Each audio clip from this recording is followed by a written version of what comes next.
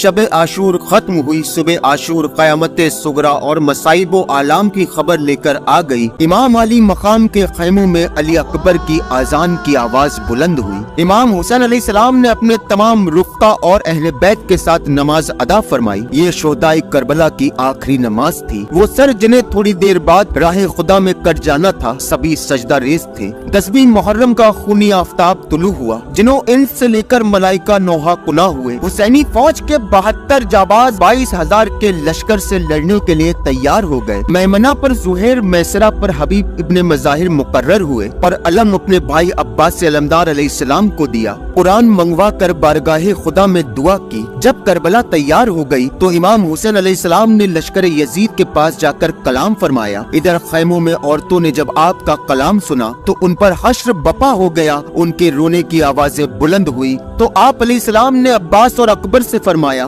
खुदा की कसम अभी उन्हें बहुत रोना है, जाकर उन्हें खामोश कराओ। उसके बाद आपने आखिरी इत्माम हुज्जत करते हुए फरमाया, लोगों मेरे हसब और नसब को देखो, मैं कौन हूँ, फिर अपनी नक्शों पर गौर करो और देखो क्या तुम्हारे लिए मेरा कत्ल, मेरी आबरू रेजी दुरुस्त और हलाल है? क्या मैं तुम्हारे नबी का नवासा नहीं हूँ? क्या वो मशहूर हदीसें तुम तक नहीं पहुँची कि रसूलुल्लाह सल्लल्लाहु अलैहि वसल्लम ने मेरे और मेरे भाई हसन के लिए फरमाया था कि तुम दोनों जन्नत में नौजवानों के सरदार हो और अहले सुन्नत की आग की ठंडक हो। अगर तुम मुझे झूठा समझते हो तो तुम में इस वक्त भी ऐसे लोग मौजूद हैं जिन्होंने इस हदीस को सुना है, उनसे पूछ लो। खुदा की कसम इस वक्त मशरिक से लेकर मगरिब तक रूहे जमीन पर मेरे सिवा कोई और नबी सल्लल्लाहु अलैहि वसल्लम का नवासा नहीं है। मुझे बताओ तुम लोग मेरे खून के प्यासे क्यों हो? क्या मैंने किसी को कत्ल किया है, किसी का माल बर्बाद किया है या किसी को जख्मी किया है जो तुम मुझसे बदला लेना चाहते हो?